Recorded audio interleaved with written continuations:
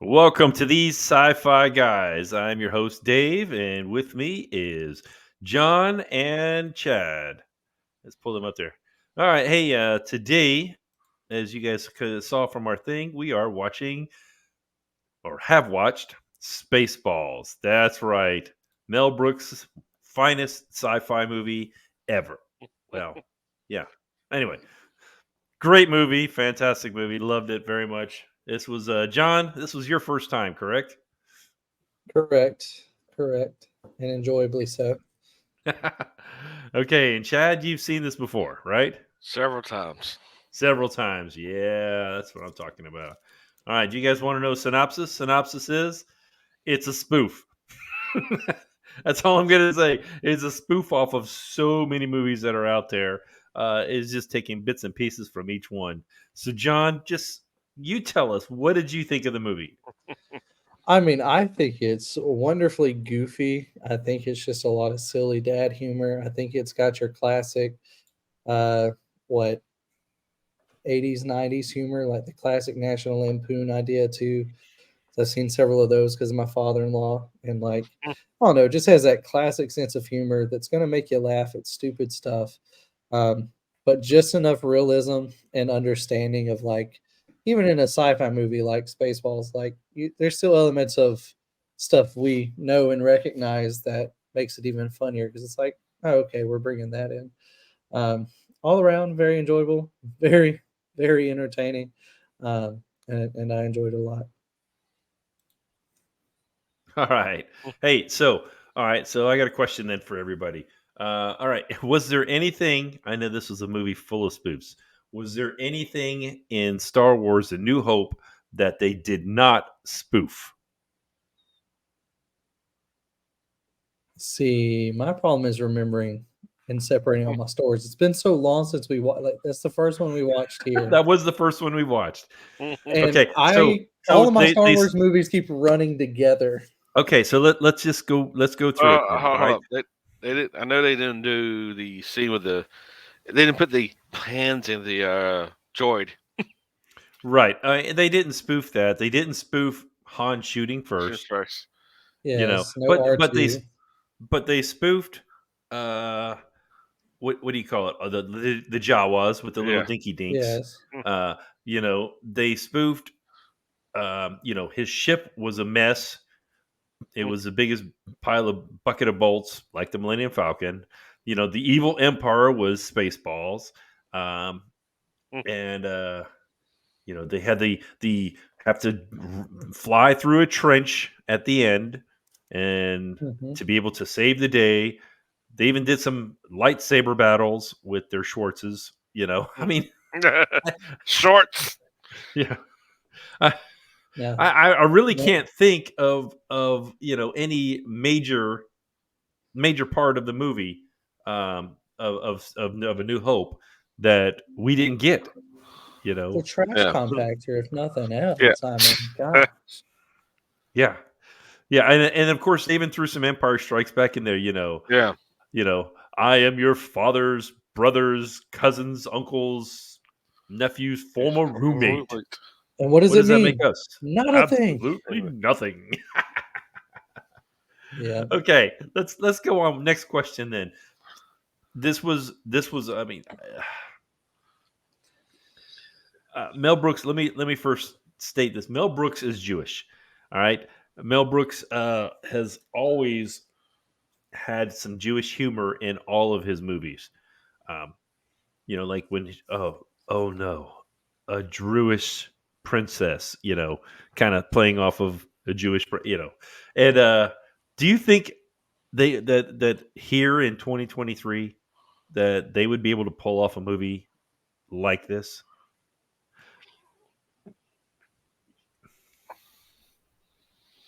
I think they could. I mean, here's this. Mel Gibson did a. I said it wrong. He did it Mel very. Gibson? Hey, See, Mel Brooks. Mel Brooks did a great thing with this movie, and I was talking with Nicole earlier. I was like, "Hey, you look at not so scary movie, all those posts they did on the scary movies. if Mel Brooks would have done that, that probably made them a little bit better. Well, they were, but I think that there's enough to do it this in this day and time for people to laugh at. To give some kind of spoof humor in it than watching seriously sci-fi movies. That's just, hey, I'm going after this guy with lasers. No, yeah, I see what you're saying. What I meant was with there was a lot of, I would say, controversial Hmm. items in this movie, and I'm just wondering if 2023 we are too politically correct, too whatever, to for this to actually be produced. That's what I'm No, wondering see, about. see, having seen a lot of modern comedies, and I mean even within the past 3 years, I don't think he'd have any problem because they still test the waters. Comedy, I think, is as a format, I think is always going to try to test the waters a little bit and always be a little more brash and harsh and Yeah. get you to laugh at the hugely outlandish things that aren't quite politically correct, simply because you can't normally laugh at them anyway. So I think it gives you that opportunity. And I don't think I think Mel Brooks. I think he'd survive today uh, in terms of the current political climate, mainly because if you watch any modern comedy, they all make fun of the modern political climate anyway. So, and that's from any side of the aisle. They just all make fun of everything going on because that's just what comedy does. Okay, I'll go. I'll agree with that. I'll agree with that. All right. So the main actor, Star Lord. No, not Star Lord. Lone Star. R. Lone Star, Star Lord. Well, I know two different franchises. Uh, Lone Star. Okay, Bill Pullman. We watched Bill Pullman not that long ago when we watched Independence Day. So comparing Independence Day and the way he acted there, and of course, had the fantastic speech from ever to playing in a comedy. What'd y'all think of Bill Pullman? Yeah. I like the actor, but he needs to stick to his seriously roles like Independence Day. I'll I be mean, honest. fair. Honestly, I would say it. If nothing else, I would say it further proves his acting skills because if we Yeah. can get what we got out of Independence Day, and you go back and look at this, was it intentionally stiff acting for comedic effect because it is a spoof, or was this him just acting poorly because we know it's a spoof? But honestly, I think commendable acting because if you know it's a spoof and you're acting that stiff, I mean, mission accomplished because you're aiming for the comedy, not the serious. So I think he did pretty well. Yeah. I agree with that. I think he did pretty well. I'm trying to pull up a thing here. I had it where he was not the first person that they wanted in the role. Uh, I'm trying to find where it was, and I've lost it. Um, but yeah, I don't remember who the original actors were. I thought I had it pulled up. Uh, One thing, all right, before we get on to any more questions about anything, um, Mel Brooks actually was good friends with George Lucas, right? And told George Lucas, "Hey, I want to spoof your movie. Mm. I want to totally spoof your movie." He gave him the screenplay, and George Lucas loved it. He said, "As long as there is only I have only one stipulation is you cannot have any physical merchandising after the movie comes out." So that's where that whole merchandising line and everything came out, was their conversation of the two.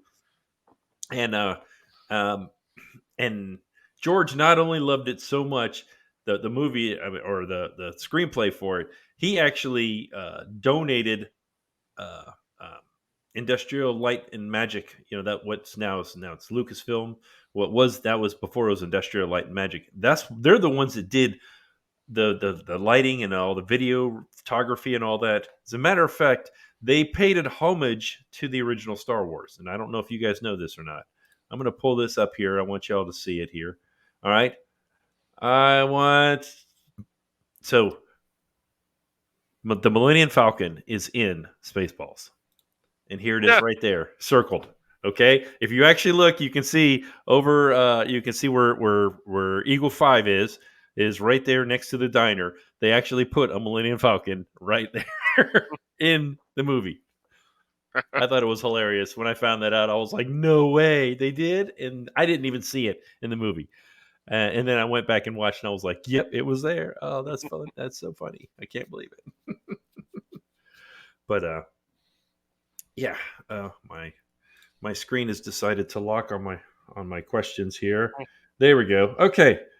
How many times did you guys notice the actors actually talking to the screen, almost like breaking the fourth what is that called? Not fourth dimension. What is it The called? fourth wall. The fourth wall. Fourth wall. How many times did you guys notice that? I noticed a lot with Spaceballs, especially Yeah, I'd Big say Helmet. at least a solid 5 times that I directly noticed it. And there were times where I was like, wait a second, that was a quick fourth wall break because sometimes it was obvious, like I'm going to stare you down in the camera, and sometimes it was just like, huh, yeah, and it's like it's impressive how quick some of those were. Yeah, there was so many different times. I mean, just like when Rick Moranis was just he would look at the camera, then look at Colonel Sanders, then look at the camera, then that's Colonel Sanders. You know, I mean, you could just he was just like, are we? Is this happening right now? You know, and and just things like that. I really got such a kick out of this. Um, yeah. All right. We're zipping through our questions here. This is not going very long at all. All right. So this will probably take a little bit of time to talk about. What were the different movies or TV shows that you recognized that they spoofed off of? And we've already said Star Wars, so A New Hope, so we're not going to do that one. Planet of the Well, Apes. clearly, I mean, Planet of the Okay, Apes, Planet yeah, of the Apes. What else? John, Star what Trek. else did you Transformers, see? Transformers. Okay, Transformers, I heard Chad said Star Wars, Star No, Trek. Star Trek. Star Star Trek. Trek, Yeah, yeah, yeah, the because I'm snotty, giving beam her me all up, she's got, snotty. Captain. Yep. Let's see How here. about the theme or every time you saw Spaceball One, it was a Stargate. play. It was a Oh, play off of Jaws uh, Uh, because I Jaws knew used to it go, was you know, real. dun dun God, it dun was dun dun slow. dun. It was yeah. That if anything, if I would change anything, that opening scene of how long I was like, I'm like fast forward, prepare to Well, not even gonna fast forward, lie, fast forward. I was like, bought it on yeah, you don't iTunes need. I and on my get it. You phone. want to make it look like it's really big, but it didn't have to be that long. Yeah, I bought it on my phone, and on iTunes, it'll let me play it at 1.5 times speed. I played it at 1.5 times speed, and it still took like a solid 3, 4 minutes. And I was like, yeah, and honestly, listening to the music, like it was still sounded slow at 1.5 times speed. And then I took it off just to check, and I was like, oh my gosh, it is moving that slow. Like, what in the world? Oh, yeah. And I'm trying to think of some other ones. There was some more, I thought I wrote them down, but I didn't. Um, oh, we of got course, Pizza the Hut, Pizza the Hut, the right? Sanders.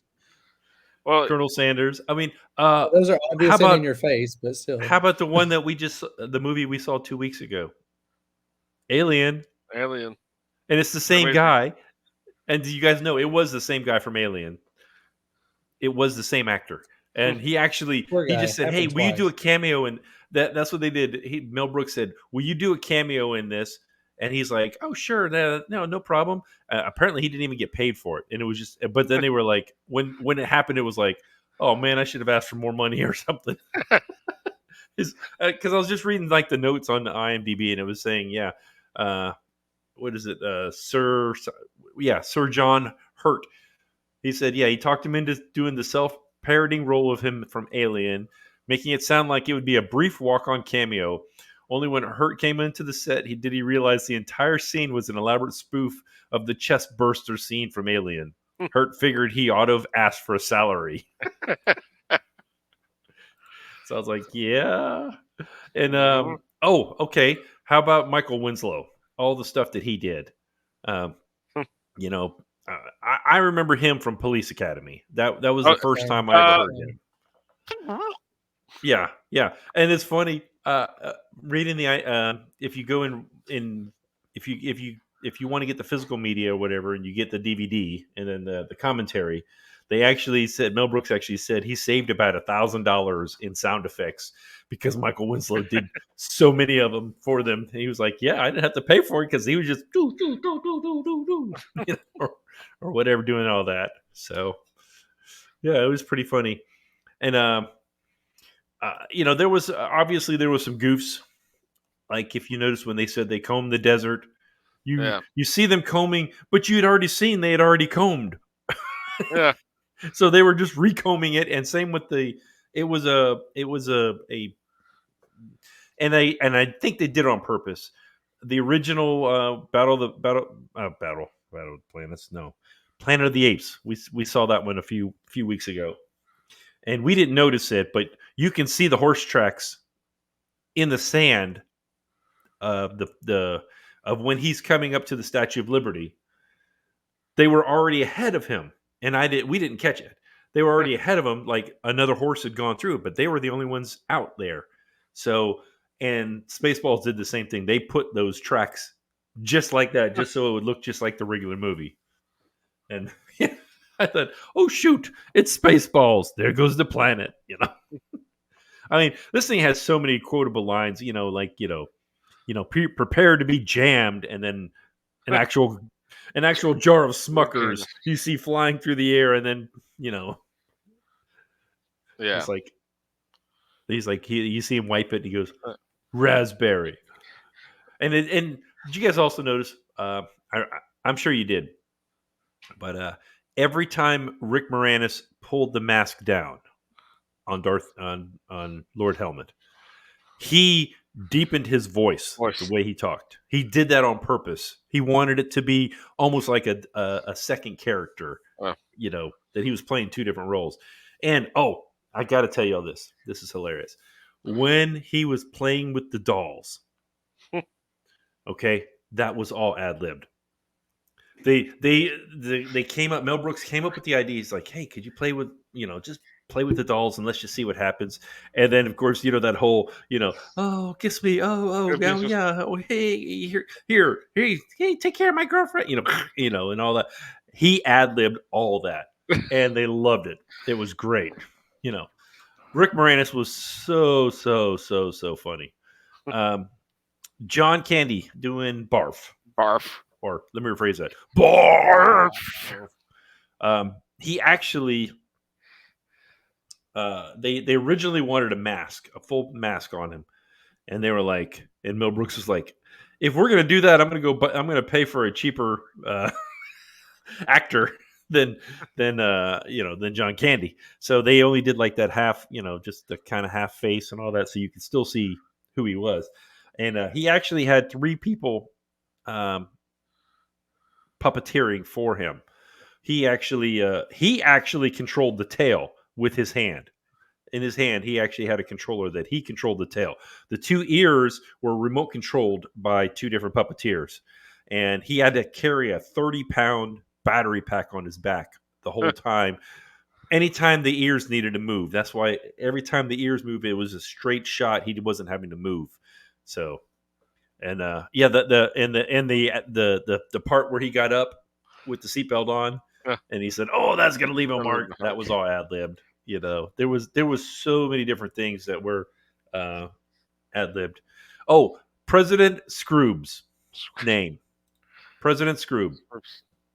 Scooby. It's Brooks backward. It's Mel Brooks backward. So I'm just like, oh, that's hilarious. That's hilarious. Uh, yeah. Oh, and Fury. yeah, there Canada. was so many of the same things. I'm not going to talk about all this good stuff. Oh, I will say this: the original title of the movie was supposed to be Planet Moron. That was the original title, and they heard of a British science fiction spoof called Morons from Outer Space. And Brooks, uh, Ronnie Graham, and Thomas Meehan, they went through all the letters of the alphabet to search for a word to add to space, which Thomas Meehan suggested. Mel Brooks spilled a drink and shouted, "Balls!" And Ronnie Graham said, "Spaceballs!" And that's how the name of the movie came about.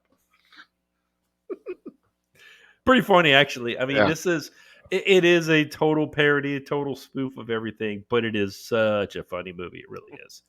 And if you guys out there haven't seen it, please do. Uh, this is a good time. Let me go ahead and throw a little ticker up here. You guys can reach us on X at these sci-fi guys. You guys can email us these sci-fi guys at gmail.com. And actually, this time I'm going to change something up. I am going to put it in the on the YouTube page. It's actually going to have a link in the notes section, so you can just click on it and type away and ask questions. You can say, "Hey, you guys are doing great," or whatever, you know. But whatever you guys want, that's what it is. So for next week, we are. Let me pull this back up here. This picture. Next week, we are going to be watching H.G. Wells' The Time Machine, back from what is this, 1965? I think it was. So we're going to go old school with this one.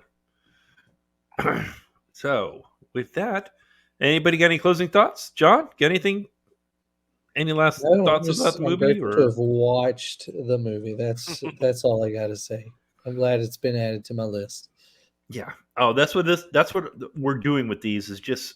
I mean, for like Chad and I are reliving a lot of these, but some of these I haven't seen in decades, if not more.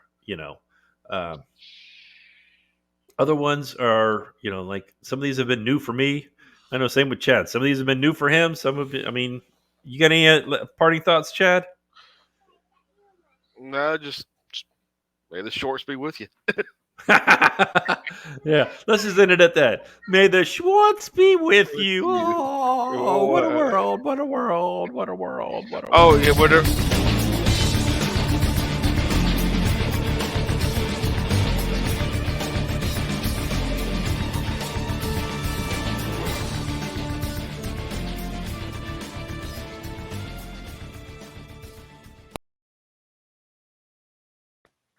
Chad, I did not